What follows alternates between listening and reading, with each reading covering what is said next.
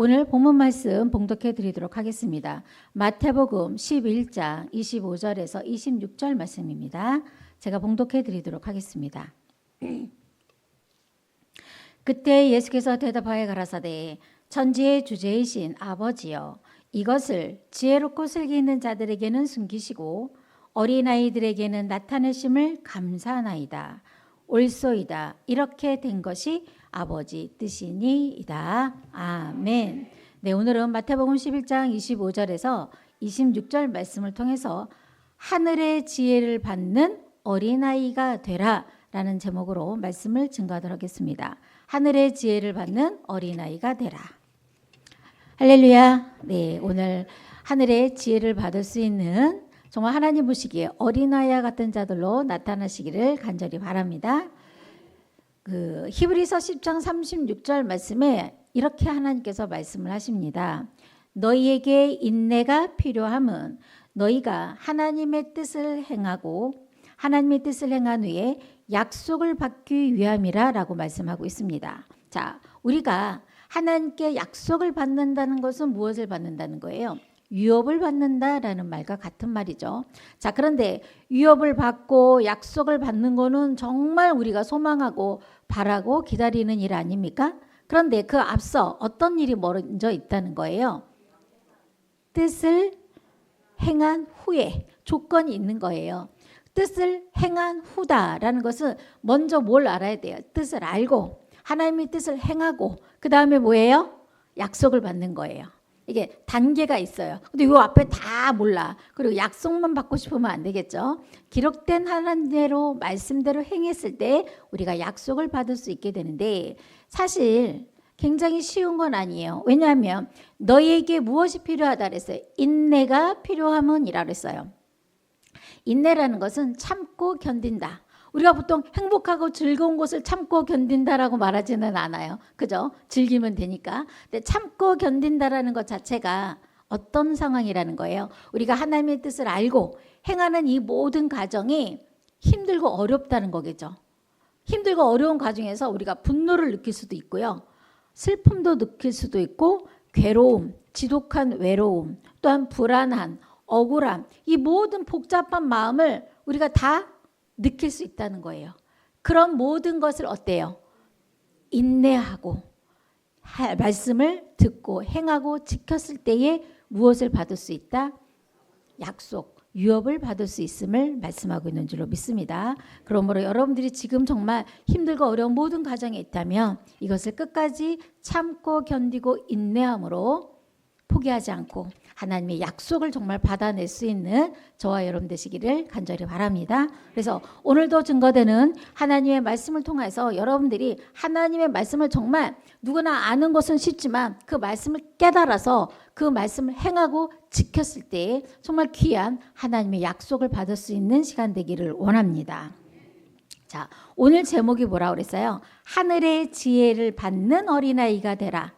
성경에서는 어린아이에 관한 말씀이 많이 나오고 있어요. 그래서 예수님께서도 뭐라고 말씀하셨냐면 어린아이를 내게 오는 것을 금하지 말라. 그래서 예수님도 어린아이를 참 좋아하셨다라는 것을 알 수가 있는데요.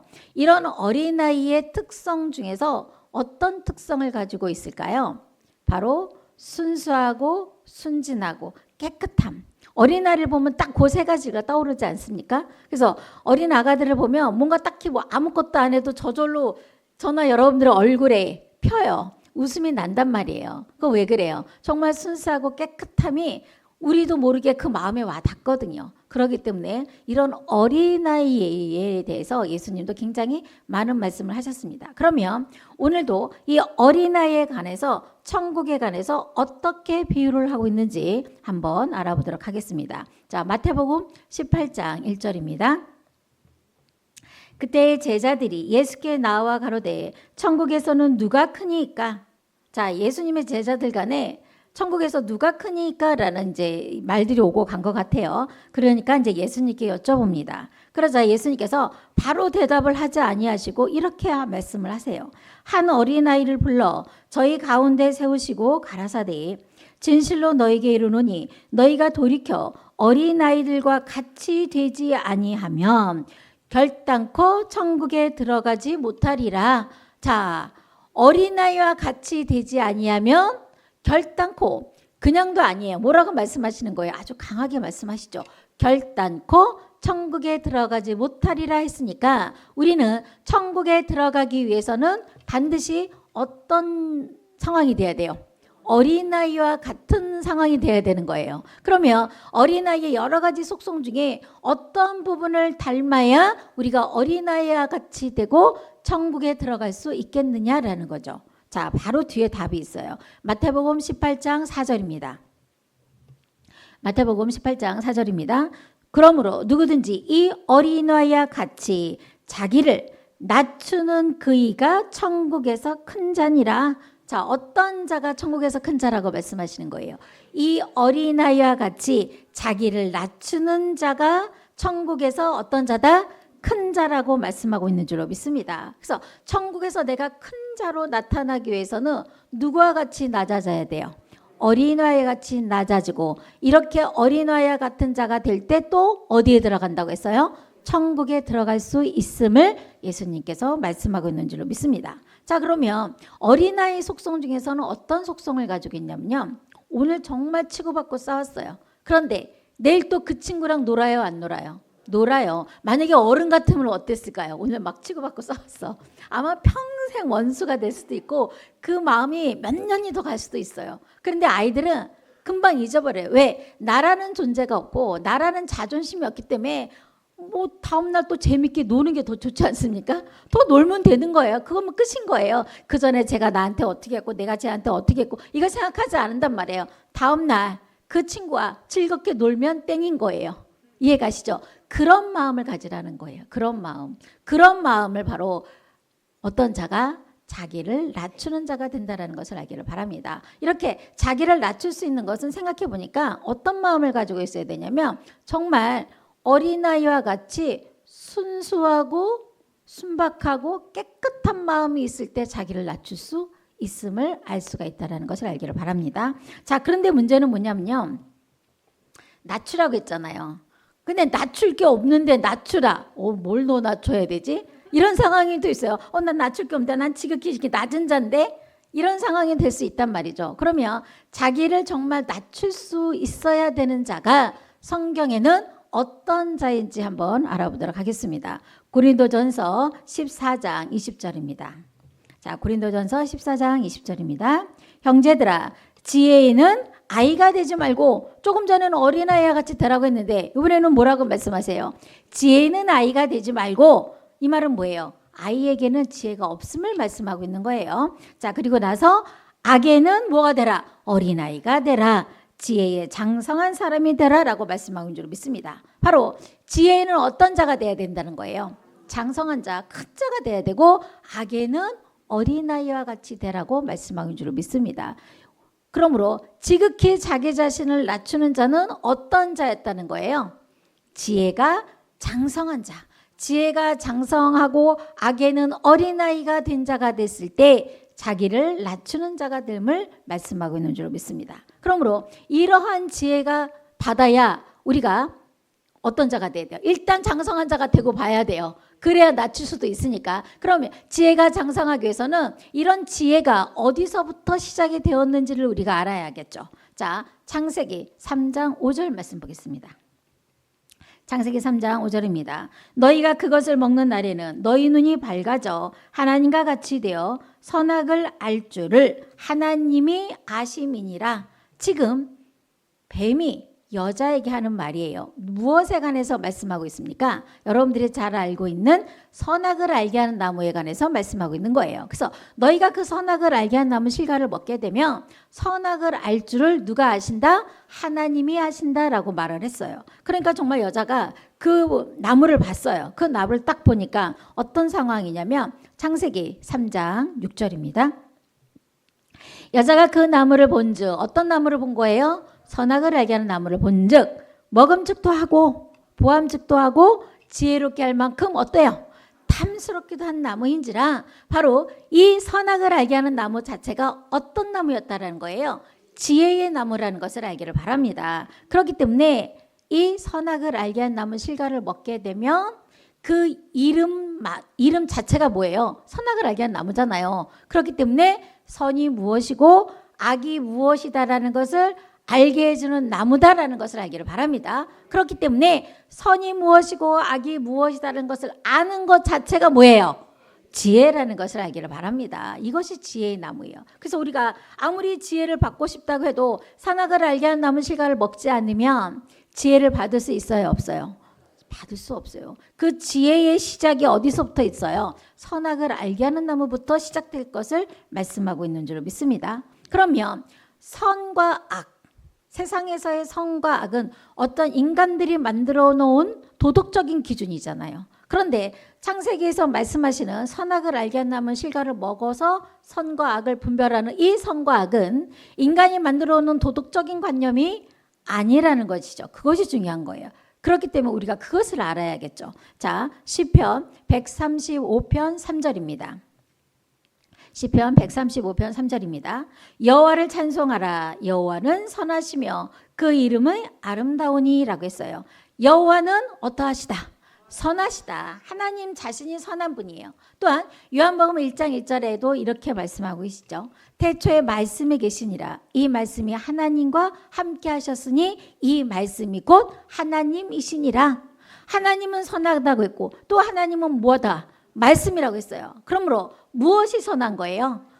네, 하나님이 선하시고 하나님의 말씀이 선함을 뜻하고 있다라는 것을 알기를 바랍니다. 이것이 선이다라는 것을 알려주는 것이 뭐예요? 선악을 알게 하는 나무의 실과라는 것을 알 수가 있는 줄로 믿습니다. 그럼 반대로 악이 무엇인지를 알아야 악을 버릴 수가 있겠죠. 자, 다니엘 12장 10절 말씀 보겠습니다. 악한 사람은 악을 행하리니 악한 자는 아무도 깨닫지 못하되 오직 지혜 있는 자는 깨달으리라. 자, 여기서 선과 악이 분명하게 갈려지는 거예요. 지혜자는 어떻게 한다? 깨닫는다. 악한 자는 깨닫지 못한다. 무엇을 깨닫지 못한다는 얘기예요? 하나님의 말씀을 들어도 깨닫지 못하는 자는 악한 자요. 하나님의 말씀을 깨닫는 자는 지혜자로서 정말 선이 무엇인 것을 알 수 있음을 말씀하고 있는 줄로 믿습니다. 자, 그런데 여기서 중요한 건 뭐냐면요. 지혜로운 자는 깨닫는다고 했어요. 지혜자가 하나님의 말씀을 아는 것이라고 말하는 것이 아니라 뭐라고 말씀하고 있어요? 깨닫는 것이라고 말씀하는 줄로 믿습니다. 이 깨닫는 것은 먼저 알았을 때 깨달음까지 오는 거예요. 근데 아는 거는 누구나 알 수 있어요. 우리가 글자만, 눈을 보고 글자만 읽을 수 있다면 하나님의 말씀을 듣고 알 수 있어요? 없어요? 알 수는 있어요. 그런데 그것을 깨닫기는 어렵다라는 것을 알기를 바랍니다. 그래서 아는 것과 깨닫는 것은 차이가 있어요. 아는 것은 말 그대로 그래 하나님 말씀 그렇게 이루어질 거야. 이거는 아는 단계고요. 정말 깨달은 단계가 온다면 어떤 단계가 오냐면 내 자신이 변화를 받게 돼요. 그때부터. 자, 그러면 아담과 여자가 어쨌든 뱀의 말을 통해서 선악을 알게 한다면 실과를 보고 지혜가 탐이 나서 따먹었잖아요. 따먹고 나서 이 아담과 여자는 어떠한 지혜를 받았는지를 알아야겠죠. 그러면 이 자가 정말 깨달았는지 깨닫지 못했는지를 알 수가 있는 줄로 믿습니다. 자, 창세기 3장 7절입니다.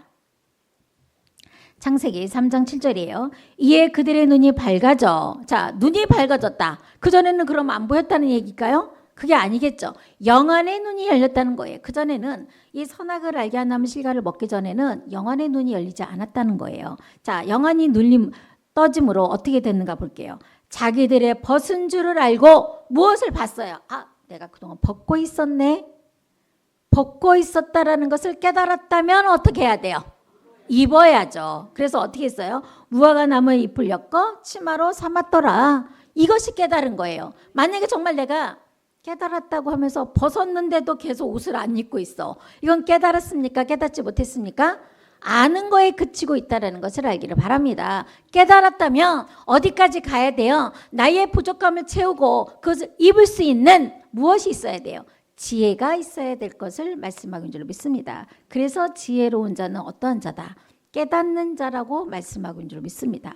이 깨달음이 우리가 어디까지 가야 되느냐? 창세기 3장 22절입니다.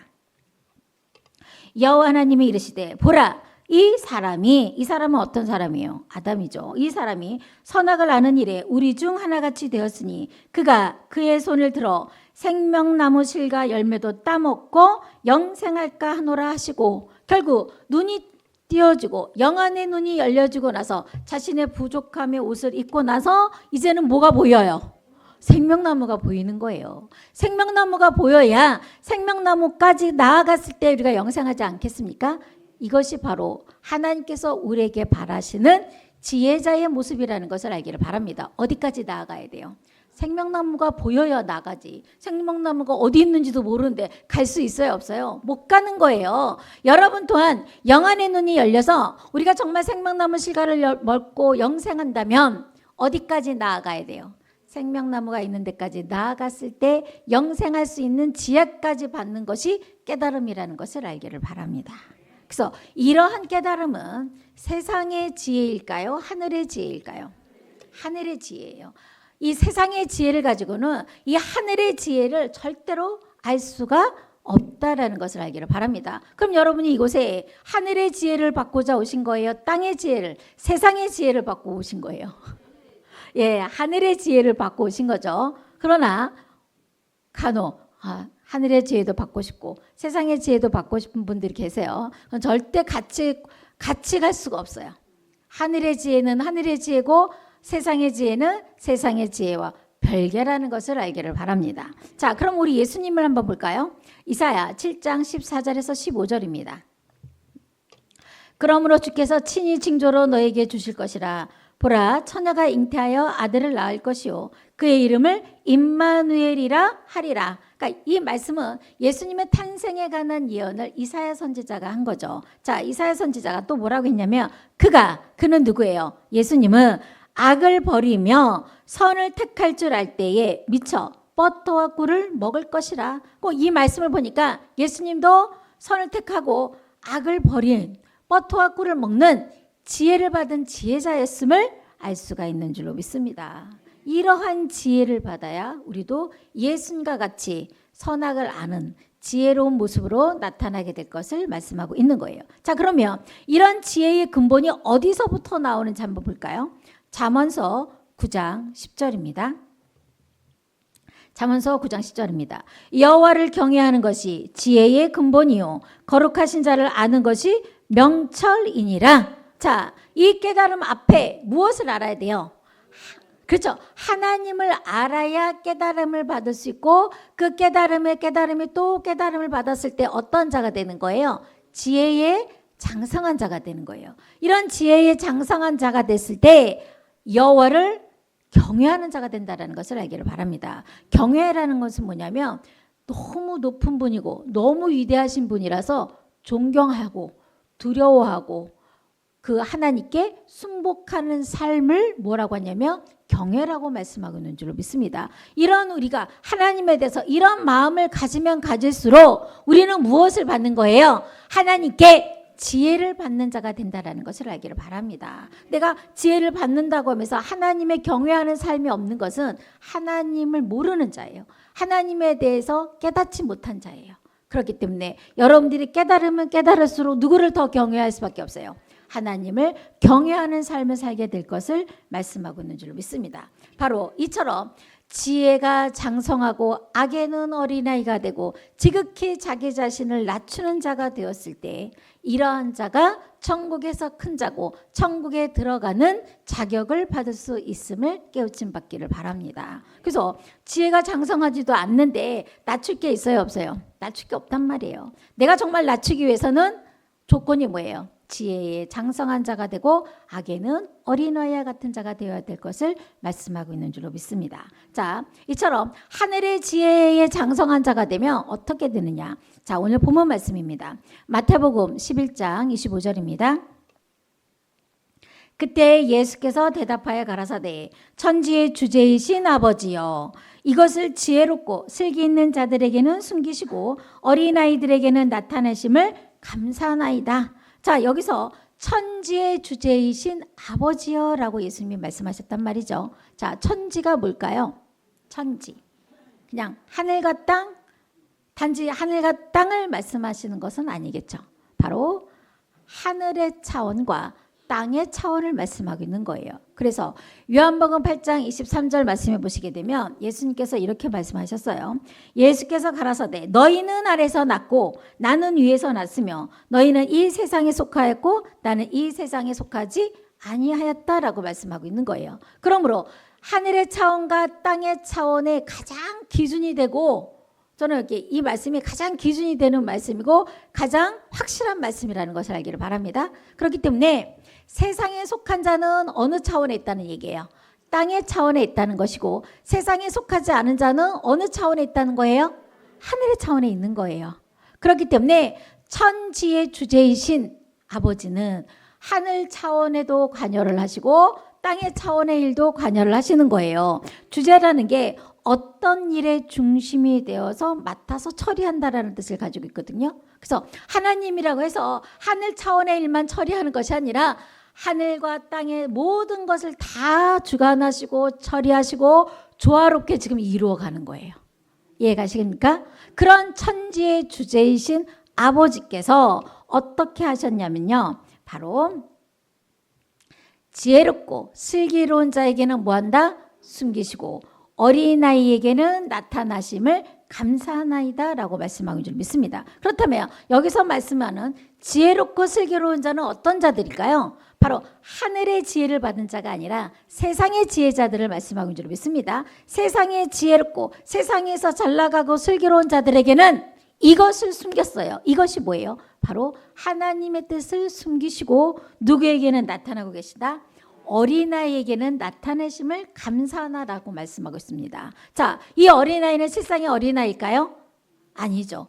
지혜가 장성하고 악에는 어리가 된 자, 자기 자신을 지극히 낮춘 자를 비유하신 말씀이라는 것을 알기를 바랍니다. 여러분, 지혜를 받기를 원하십니까? 받기를 원하시면 더더욱 자기 자신을 낮추는 자가 되어야 할 줄로 믿습니다. 자, 그러면 하나님께서 구약시대부터 지금까지 시대마다 하나님께서 택하신 선지자들에게 하나님의 뜻을 알려줬잖아요. 안 알려주고 행하신 적은 없어요. 우리 그 말씀을 볼까요? 아모스 3장 7절입니다. 아모스 3장 7절입니다. 주 여호와께서는 자기의 비밀을 그 종 선지자들에게 보이지 아니하시고는 결코 행하심이 없으시니라. 그러니까 어떤 일을 행할 때마다 하나님이 택한 선지자들에게 하나님의 뜻을 항상 알려주시고 구원의 길을 알려주셨다는 얘기예요.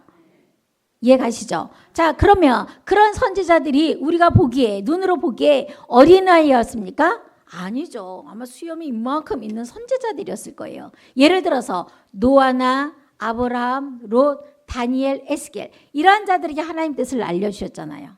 자, 그런데 이렇게 하나님의 뜻을 알려줬던 이 선지자들의 믿음의 모습은 어떤 모습이었겠느냐라는 거죠. 자, 노아를 먼저 잠깐 생각해 볼까요?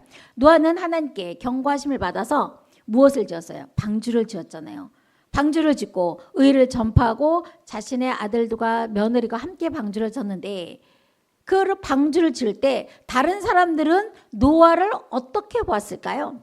좋게 봤을까요? 훌륭하다고 했을까요? 이상하게 봤겠죠. 아, 이 멀건 대낮에 무슨 홍수가 온다고 저렇게 어마어마한 방주를 지을까?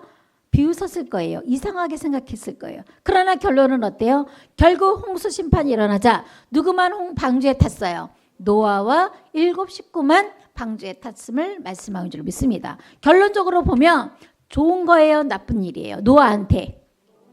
그렇죠. 좋은 결과로 나타난다는 것을 알기를 바랍니다. 과정을 봤을 때는 정말 사람의 눈에 보기에는 이상하게 보이고 안 좋게 보이는 모습이지만 하나님의 명령에 그 순종하는 그 순수한 믿음의 끝에는 뭐예요? 좋은 결론으로 나오고 있음을 말씀해주고 있는 줄로 믿습니다. 자, 우리 아브라함 한번 볼까요? 아브라함은 100세에 이삭을 낳았어요. 자, 100세에 낳을 수 없을 때 하나님의 약속으로 낳았는데 야속하게도 또 하나님께서 그 아들을 바치라네. 그것도 번제로 바치래요. 그랬을 때 정말 아브라함은 하나님께 불평하지 않고 정말 순순하게 자신의 아들을 데리고 모리아 땅까지 가서 제물로 바치려고 했단 말이에요. 정말 칼까지 빼어 들었다니까요. 그런데 이삭이 죽었어요? 안 죽었어요? 안 죽었어요. 너무 멀쩡하게 살아서 행복하게 잘 살고 야곱까지 낳아서 야곱은 12알을 낳고 지금의 이스라엘을 이루고 있다는 것을 알기를 바랍니다. 결론이 좋아요? 나빠요? 좋은 모습으로 나타나는 거예요. 오히려 하나님께서 그런 아브라함의 믿음을 보고 네가 나를 경외함을 알았노라라고 아브라함의 믿음을 인정해 주셨다라는 것을 알기를 바랍니다. 자, 인간의 눈으로 봤을 때 이 아브라함이 이런 행위를 했을 때 어떤 생각을 했겠어요? 아브라함이 미쳤나? 세상에 제일 나쁜 부모야. 그죠? 인간의 눈으로 봤을 때 어떻게 자기 자식을 하나님한테 갖다 바쳐? 있을 수 없는 일이잖아요.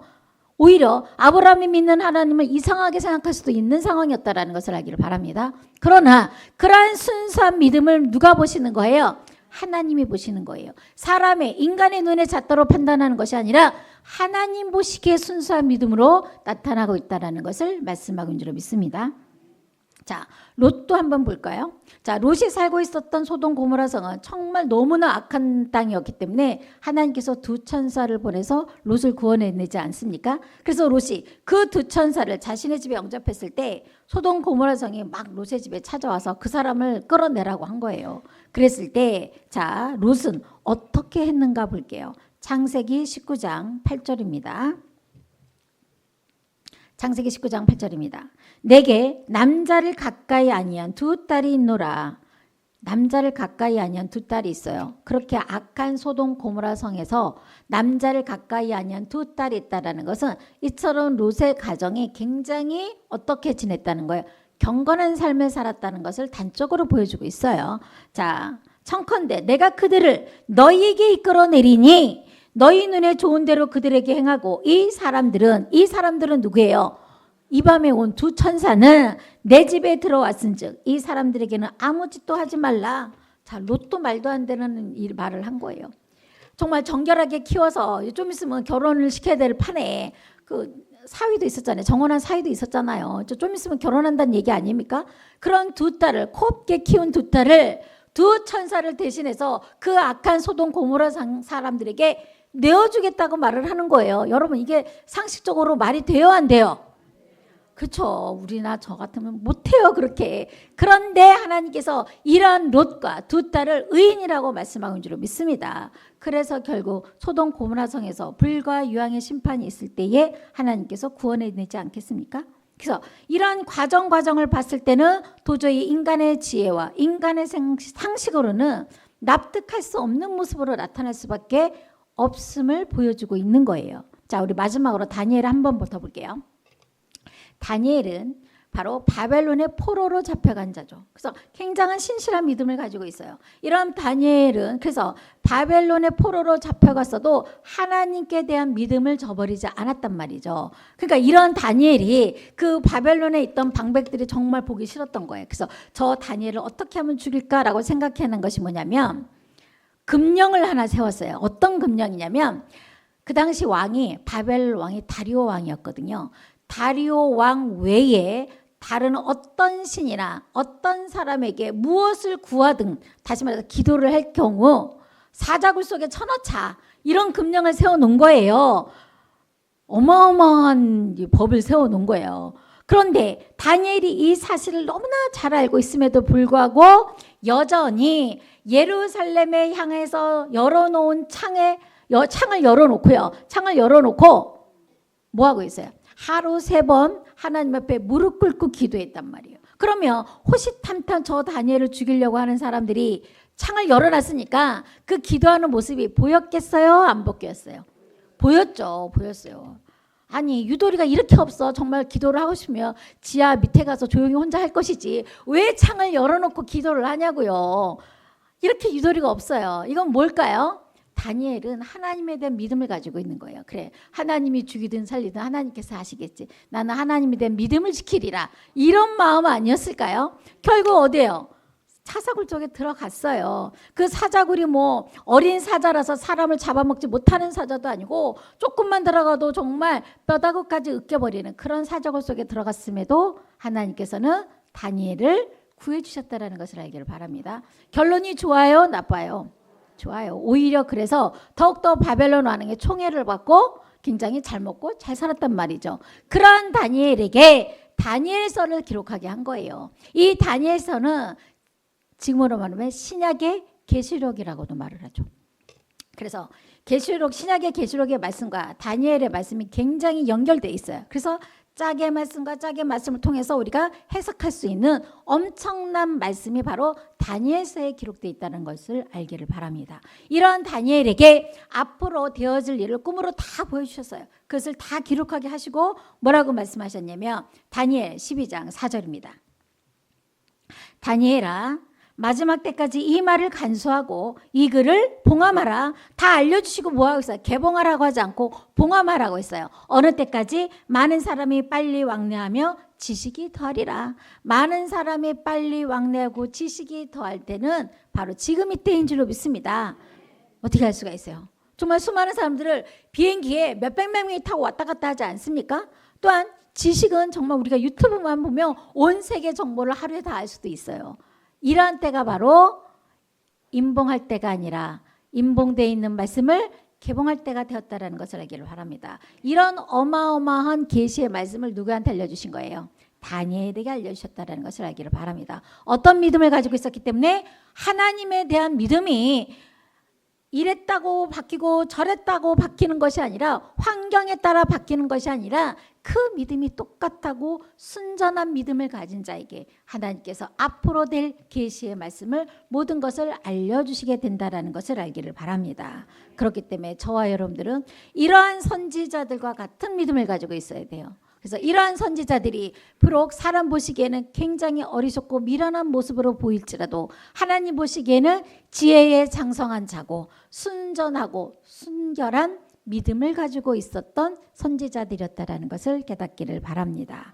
자, 그렇기 때문에 하늘의 지혜를 받은 자를 세상의 지혜를 받은 자가 판단할 수 있고 정죄할 수 있을까요? 판단하고 정죄할 수 없다라는 것을 깨우침 받기를 바랍니다. 자, 마태복음 11장 26절입니다. 옳소이다. 이렇게 된 것이 아버지 뜻이니이다. 무엇이 옳아요? 바로 지혜롭고 슬기로운 자들에게는 감추시고 어린아이들에게 나타나는 것이 뭐예요? 옳소이다. 그것이 옳습니다. 하나님. 그것이 누구의 뜻이다? 아버지의 뜻이다라고 말씀하고 있는 줄로 믿습니다. 그렇기 때문에 저와 여러분에게도 하나님의 뜻을 알기 위해서는 어떤 자가 되어야 되는 거예요? 지혜에 장성한 자가 되고 지극히 자기 자신을 낮추는 어린아이와 같은 자가 될 때 하나님께서 여러분에게 뜻을 알게 해주신다는 것을 알기를 바랍니다. 자, 마태복음 11장 27절 말씀 보겠습니다. 내 아버지께서 모든 것을 내게 주셨으니, 자, 하나님께서 누구에게? 예수님에게 모든 것을 주셨어요. 예수님에게 모든 것을 주실 수 있었던 이유가 단순히 하나님의 아들이었기 때문에 주셨을까요? 아니에요. 자, 한번 볼게요. 사도행전 3장 13절 말씀 보겠습니다. 여러분, 아들이라고 해서 뭐 여러분들 가지고 있는 거 다 주지는 않잖아요. 어떠한 자에게 주시는가 한번 볼게요. 사도행전 3장 13절입니다. 아브라함과 이삭과 야곱의 하나님 곧 우리 조상의 하나님이 그 종 예수를 영화롭게 하셨느니라. 자, 예수님을 뭐라고 해요? 종이라고 말해요. 자, 종의 주예란에 보시면 소자라고 기록이 되어 있어요. 예수님은 그럼 어떤 자였다는 얘기예요? 예수님도 소자였다라는 것을 알기를 바랍니다. 소자는 어떤 자예요? 어린아들이란 말이에요. 그래서 이 어린아들이 정말 말 그대로 어린아들을 말하는 것이 아니라고 했죠. 지혜에 장성하고 지극히 자기 자신을 낮추는 자. 가장 대표적인 모습이 바로 예수님의 모습이었어요. 왜냐하면 예수님께서 하나님의 본체로 오셔서 하나님과 동등한 위치에 있으나 지극히 자기를 낮춰서 죽기까지 복종하셔서 십자가에 죽으셨잖아요. 예수님보다 이런 지극히 자기를 자신을 낮춘 자는 이 세상에 없었다라는 것을 알기를 바랍니다. 그랬을 때 예수님도 결과가 어떤 모습으로 나타났는가 우리 잠깐 볼까요? 빌립보서 2장 9절 말씀 보겠습니다. 빌립보서 2장 9절입니다. 이러므로 하나님이 그를 지극히 높여 모든 이름에 뛰어난 이름을 주사, 그러니까 지극히 낮추셨으니까 하나님께서 어떻게 하셨어요? 다시 지극히 높여주셨다는 것을 알기를 바랍니다. 그에 대한 상급이 있는 거예요. 계속 보실게요. 하늘에 있는 자들과 땅에 있는 자들과 땅 아래에 있는 자들로 모든 무릎을 예수의 이름에 꿇게 하시고, 하늘과 땅에 있는 모든 자들이 누구한테 무릎을 꿇어요? 예수님께 무릎을 꿇고 모든 영광을 받으시게 하셨다라는 것을 알기를 바랍니다. 이것이 결론이라는 거예요. 그냥 십자가에 달려서 정말 비참하게 죽으신 그 모습으로 끝났다면 저렇게 비참하게 죽으셨네? 우리는 저렇게 되면 안 되는데 이렇게 생각하는 게 아니라 그만큼 가장 지극히 자기를 자신을 낮춰서 죽기까지 복종하신 그 모습을 통해서 가장 하나님께서 큰 영광을 누구에게 주신 거예요? 예수님에게 주셨다라는 것을 알기를 바랍니다. 자, 이러한 모습으로 우리도 나타나야 될 것을 말씀하고 있는 거예요. 자, 마가복음 2장 3절 말씀 보겠습니다. 자, 마가복음 2장 3절입니다. 사람들이 한 중풍병자를 네 사람에게 메워가지고 예수께로 올세 무리를 인하여 예수께 데려갈 수 없으므로 그 계신 곳에 지붕을 뜯어 구멍을 내고 중풍병자의 누운 상을 달아내리니 라고 그랬어요. 여러분들 이 말씀은 잘 아시잖아요. 그죠? 예수님이 계신 곳에 중풍병자가 예수님이 계신 곳 그 머리에 지붕을 구멍을 내서 사실 제가 생각할 때 구멍도 아니야. 뜯었을 거예요. 왜냐하면 중풍병자가 그 상에서 달아 내렸으니까 요만큼의 구멍을 뚫었겠어요. 아예 지붕을 뜯어버렸겠죠. 거기서 중풍병자가 내려온 거예요. 왜 내려왔을까요? 중풍병자 생각에는 내가 예수님만 만나면 나의 이 병을 고칠 수 있겠다는 확신과 믿음을 가지고 있었던 거예요. 근데 사람 보기에는 어땠어요? 극성도 이런 극성이 없겠죠. 어떻게 그럴 수가 있겠어요? 여러분 생각을 한번 보세요. 이렇게 제가 설교를 하고 있는데 막 뭐가 떨어져. 난리가 나요. 그리고 그것도 자기 집도 아니고 남의 집이잖아요. 고발당할 수도 있고 고소당할 수도 있는 거예요. 말도 안 되는 상황이란 말이죠. 그러나 예수님의 관점으로 봤을 때는 그 중풍병자가 얼마나 대단해 보였는지 아세요? 자, 볼게요. 마가복음 2장 5절입니다. 예수께서 저희의 믿음을 보시고 뭘 보셨어요? 믿음을 보신 거예요. 그 사람이 어떤 모습을 본 것이 아니라 믿음을 보시고 중풍 환자에게 이르시되 저자야 내 죄사함을 받았느니라 하시니 죄사함을 받은 거예요. 인간의 도를 받는 이 난리도 아닌 이런 상황에서 정말 극성받은 사람한테 오히려 내 믿음을 보시고 내 죄사함을 받았느니라고 말씀하고 있는 줄로 믿습니다. 이러한 역사가 바로 하나님의 역사라는 거예요. 그래서 사실 이 중풍병자는 육신으로는 중풍병자지만 하나님 보시기에는 중풍병자가 아닌 거예요. 왜? 예수님께 어떻게든지 왔으니까. 반대로 정상적이고 건강한 사람이 예수님이 어디 계신지 알면서도 가지 않는다면 그 사람이 어떤 사람이에요? 그 사람이 하나님 보시기에 영적인 중풍병자가 될 수 있다는 것을 알기를 바랍니다. 말씀을 듣고도 행하지 않고 말씀을 듣고도 움직이지 않은 자, 가만히 앉는 자, 이러한 자가 바로 하나님 보시기에 중풍병자와 같은 자가 될 것을 말씀하고 있는 줄 믿습니다. 그러니까 하나님이 보고 예수님이 보시는 시각과 인간이 보는 시각은 이처럼 다른 거예요. 왜 달라요? 하늘의 지혜와 땅의 지혜가 다르기 때문인 줄로 믿습니다. 그러므로 여러분들은 이곳에 땅의 지혜를 구하러 오신 것이 아니고 하늘의 지혜를 구하러 오신 거잖아요. 하늘의 지혜를 구한다는 것은 그동안 보여줬던 이런 선지자들의 모습이 바로 우리의 모습이 되어야 된다는 것을 알기를 바랍니다. 사람들 보기에 불편하고 안 좋은 모습으로 나타날 수도 있지만 그 속에는 하나님의 모략과 하나님의 섭리와 하나님의 뜻이 담겨져 있음을 말씀하는 줄 믿습니다. 하지만 결과는 다 어땠어요? 망한 사람 없어요. 다 하나님께서 구원의 길로 인도하시고 큰 축복을 주셨다라는 것을 알기를 바랍니다. 우리가 믿어야 될 것은 그거예요. 내가 하나님을 믿어서 망하겠구나 하면 누가 하나님을 믿겠어요? 그것은 하나의 과정이지 결론적으로 말한다면 어떤 거예요? 우리에게 큰 축복이고 우리에게 큰 구원의 역사로 나타날 것을 말씀하고 있는 줄로 믿습니다.